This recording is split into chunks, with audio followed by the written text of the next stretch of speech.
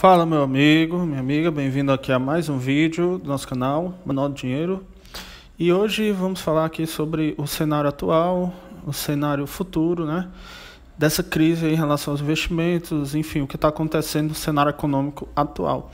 Lembrando, antes de iniciar o vídeo, deixe seu like, comenta e também falar que todo o conteúdo que eu vou falar aqui, ele não é conselho de investimento, ele é apenas uma opinião pessoal baseada em muita pesquisa e muitas análises aí, tá? Vamos falar aqui sobre a explicação, antes de tudo, sobre taxa de juros. É importante que você saiba o que é isso, para que você entenda aqui um pouco da explicação, né? Vamos falar sobre o cenário atual, o cenário futuro e os melhores investimentos possíveis, tá? Então, inicialmente, o que seria a taxa de juros? A taxa Selic é o tanto de juros que o governo paga para quem empresta dinheiro para ele. E quanto mais arriscado é o investimento, mais ele precisa pagar, maior é o juro que ele precisa pagar para alguém ter coragem de investir. Então, o que acontece? Aqui no Brasil, nós temos que, o governo tem que pagar um juro mais alto do que, por exemplo, nos Estados Unidos, porque simplesmente aqui no Brasil é mais arriscado por diversos motivos, né? Instabilidades políticas, enfim, uma série de fatores, por ser um país subdesenvolvido. Então o governo deve pagar um juro maior do que o restante do mundo, certo? Então basicamente é isso, essa é a Selic. Agora vamos ver aqui no cenário atual o que é que nós temos.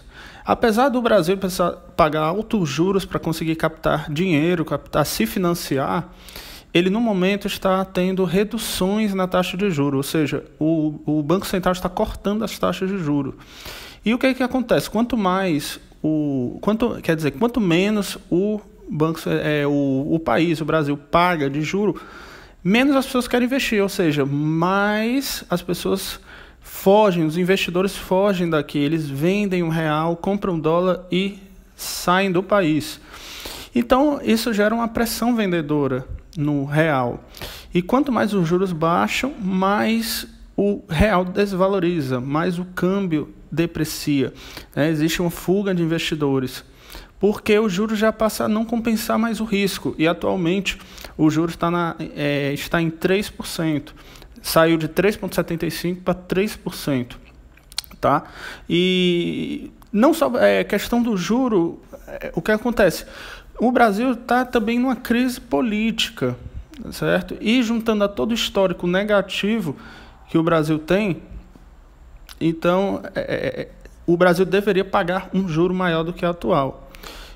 O mercado já não está mais aceitando, o Brasil não está conseguindo mais captar recursos de fora, certo? No cenário atual nós também temos um choque de demanda, que é o que é uma alta do desemprego e uma natural menor procura por produtos e serviços momentâneos, ou seja, um mercado menos aquecido, e isso vai se perdurar por um bom tempo ainda, daqui que as pessoas voltem a trabalhar, recuperem os empregos, isso ainda vai levar um certo tempo, tá? Aí agora vamos aqui para o cenário futuro, certo? Se os juros se manterem baixos, cada vez menos, né, o país vai conseguir empréstimos e ele vai ter que se financiar de alguma forma. E o governo ele só pode se financiar através de empréstimos ou então impressão de moeda, certo? No caso, como o Paulo Guedes, como a equipe econômica, ela tende mais ao liberalismo, dificilmente vai acontecer aí, na minha opinião, uma impressão desenfreada de moeda e uma hiperinflação. No momento os juros estão baixos, mas a tendência, até os juros futuros refletem isso, a tendência é haver uma alta de juros em algum momento, porque vai ter que haver essa alta para que o governo consiga captar recursos. Não tem como esse juro ficar baixo por muito tempo, até porque o real já está se desvalorizando muito. E essa desvalorização do real vai gerar uma crise, uma pressão inflacionária, porque todas as commodities, toda a base, né, toda a base de todas as matérias-primas estão listadas em dólar.